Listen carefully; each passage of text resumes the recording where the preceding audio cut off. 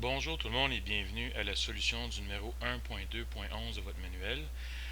C'est un problème assez simple quand il est posé. C'est trois charges qui sont sur une tige et en fait sans frottement. Et on dit que les trois charges sont à l'équilibre. Donc, problème simple, mais qu'on ne sait pas trop comment se partir, qu'on ne sait pas trop comment attaquer ce problème-là. Euh, En fait, il y a plusieurs façons qu'on pourrait le prendre. Je vais même volontairement prendre une piste qui mène nulle part au début pour vous montrer que c'est pas grave, puis des fois, il faut essayer différentes petites choses. Donc, en fait, partons de la charge du centre en se disant qu'il faut que celle-ci soit à l'équilibre. Donc, la bille centrale, quelle doit être sa charge pour être à l'équilibre? Et dans le fond, ça, c'est une règle générale pour que n'importe quelle charge soit à l'équilibre. Dans le fond, le champ total vis-à-vis ce point-là doit être nul, parce que le champ, dans le fond, représente n'importe quelle force qui peut être appliquée par unité de charge à un point. Donc, si on s'assure qu'il n'y a aucun champ à un point, ça veut dire qu'il n'y aura aucune force appliquée sur n'importe quelle charge. Donc, si on suppose que les deux charges Q0, qu'on précise dans le problème, qui sont identiques, sont positives, bien à ce moment-là, la charge à gauche ici crée un champ vers la droite, la charge verte ici crée un champ vers la gauche, et parce que toutes les charges sont équidistantes, en fait, les deux charges ici on voit bien qu'ils vont être égales et s'annuler à ce moment-là parce qu'ils sont en direction opposée. Et ce, peu importe la valeur de Q.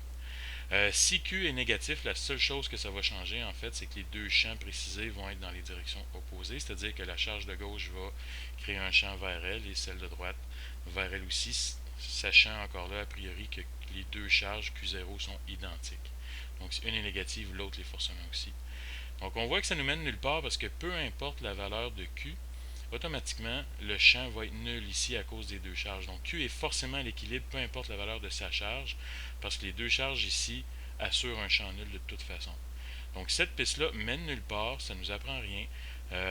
C'est-à-dire que le champ est nul de toute façon. Donc, ce n'était pas une voie qui nous permet d'obtenir la valeur de Q ici pour garder l'équilibre de tout le système.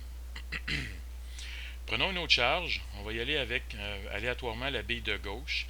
Par symétrie, je pense que vous pouvez voir que si on avait pris la bille de droite, ce serait le même résultat. Donc, on fait la même logique. Comment assurer son équilibre? Bien, pour que Q0 à gauche ici soit à l'équilibre, il faut que le champ vis-à-vis ce point-là soit nul.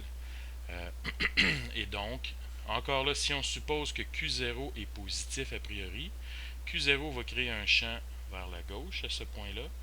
Et Q, à ce moment-là, juste par logique, on déduit à ce moment-là qu'il va falloir qu'il crée un champ vers la droite. Donc, cette charge-là devra forcément être négative si elle est positive.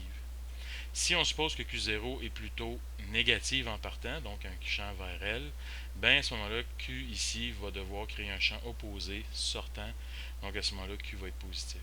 Ça nous illustre assez clairement que Q0 et Q sont de signes contraires obligatoirement pour assurer qu'à ce point-là, le champ puisse être globalement nul.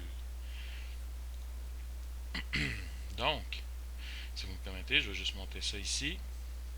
Tout ce qui reste à faire maintenant qu'on a fait cette logique-là pour déduire que les deux charges ici doivent être de signes contraires, on doit simplement s'assurer que les deux intensités de champ sont identiques.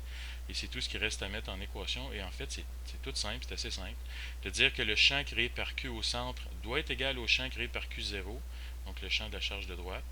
En équation, c'est des charges ponctuelles, donc le champ d'une charge ponctuelle QQ sur R carré. J'ai mis des valeurs absolues ici pour encore là vous rappeler que les signes ne comptent pas quand on fait une égalité d'intensité de vecteurs. Ici, la seule différence, c'est que la distance, on sait qu'elle est identique entre les charges. Donc, si j'ai R pour la première charge, j'ai 2R pour la deuxième. Donc, R pour Q et 2R pour Q0 par rapport au point d'intérêt ici. C'est la seule différence entre les deux équations. Donc, en fait, quand on met cette expression-là au carré, on va avoir 4R carré. Les K s'annulent de part et d'autre de l'équation. Les R carrés s'annulent. Tout ce qui reste, c'est Q à gauche et Q0 sur 4 à cause du 2 au carré à droite. Q à gauche, Q0 sur 4 à droite de l'équation, en valeur absolue. Mais de par notre logique qu'on avait dit tantôt qu'il fallait que les deux charges soient de signe contraire, on peut enlever les valeurs absolues et dire que Q à ce moment-là prend le signe inverse de la charge de Q0 sur 4. Merci, en espérant que la solution vous a aidé.